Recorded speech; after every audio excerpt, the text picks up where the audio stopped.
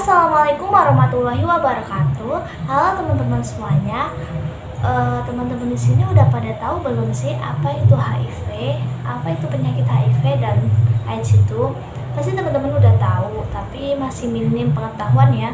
Oke, maka dari itu saya Zaratul Salwa dari kelas 10 MIPA 4 nomor lisensi 6 akan menjelaskan apa sih penyakit HIV itu, apa sih AIDS itu, dan penyebabnya itu apa, gejalanya apa, dan bagaimana sih cara untuk menghindari penyakit HIV dan AIDS itu. Oke, maka dari itu mari kita simak penjelasan dari saya. Human Immunodefisiency Virus atau sering disebut HIV adalah virus yang merusak sistem kekebalan tubuh dengan infeksi dan menghancurkan sel CD4. Banyak yang bertanya nih, apa sih sel CD4 itu? Sel CD4 adalah sel darah putih atau limfosis yang berperan penting dalam sistem kekebalan tubuh atau sering disebut sel T. Oke, mari kita lanjut. Jika makin banyak sel CD4 yang hancur, daya tahan tubuh akan makin melemah sehingga rentan diserang berbagai penyakit. HIV yang tidak segera ditangani akan berkembang menjadi kondisi serius yang disebut AIDS atau Acquired Immunodeficiency Syndrome.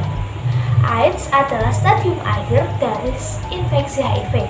Pada tahap ini, kemampuan tubuh untuk melawan infeksi sudah hilang sepenuhnya. Oke, selanjutnya saya akan menerangkan penularan HIV.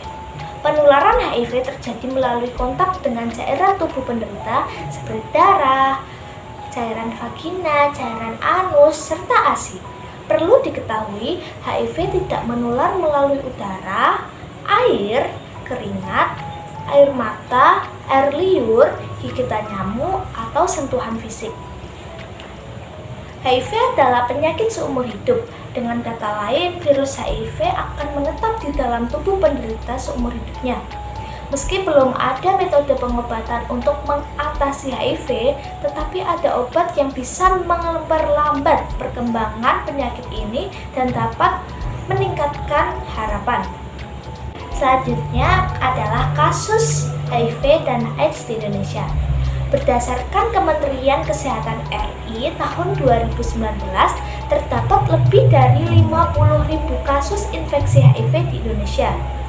Dari jumlah tersebut, kasus HIV paling sering terjadi pada heteroseksual, diikuti lelaki seks lelaki atau homoseksual, penggunaan nafsa suntik atau penasun, dan pekerja seks. Sementara itu, jumlah penderita AIDS di Indonesia cenderung meningkat.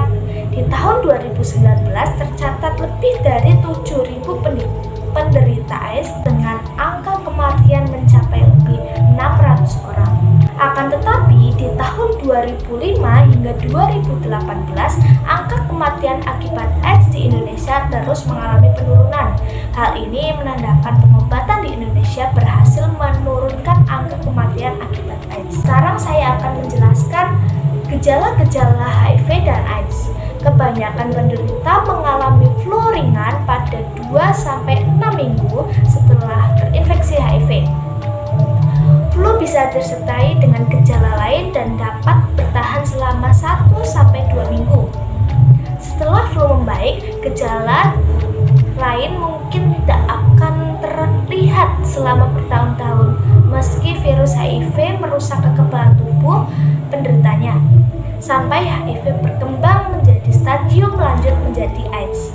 Pada kebanyakan kasus, seorang baru mengetahui bahwa dirinya terserang HIV setelah memeriksakan diri ke dokter akibat terkena penyakit parah yang disebabkan oleh melemahnya daya tahan tubuh.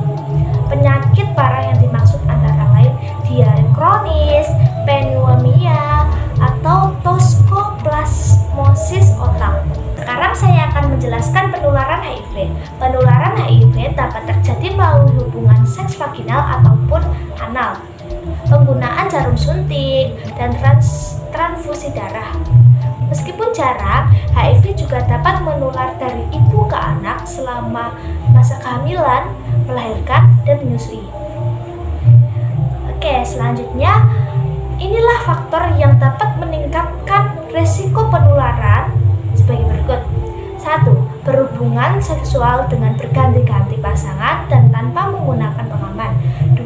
Menggunakan jarum suntik bersama-sama. 3. Melakukan pekerjaan yang melibatkan kontak dengan cairan tubuh manusia tanpa menggunakan alat pengaman diri yang cukup. Ini dia pencegahan penyakit HIV dan AIDS. Berikut adalah beberapa cara yang dapat dilakukan untuk menghindari penularan HIV. 1. Tidak melakukan hubungan seks sebelum menikah. 2. Tidak berganti-ganti pasangan seksual. 3. Menghindari penggunaan narkoba terutama jenis suntik. 4. Mendapatkan informasi yang benar terkait HIV, cara penularan, pencegahan, dan pengobatan, terutama bagi anak remaja. Maka dari itu, kita sebagai remaja yang milenial sebisa mungkin menghindari pergaulan bebas, apalagi seks bebas ya, itu nggak boleh sama sekali, dan itu juga dilarang dalam agama ya. Terus kita jangan pernah pakai narkoba, apalagi jenis suntik, karena itu bisa menyebabkan penularan HIV. Dan satu lagi, HIV itu susah untuk sembuh dan hampir tidak bisa sembuh. Kemungkinan sembuh itu 10% lah ya dari 100%, karena virusnya akan selalu menetap di dalam tubuh penderitanya, dan itu sampai kita mati tuh tetap baru dia mati juga gitu loh. Sekian penjelasan terkait penyakit HIV dan AIDS. Mohon maaf apabila saya salah dalam pemilihan kata. Semoga Anda paham. Terima kasih. Wassalamualaikum warahmatullahi wabarakatuh.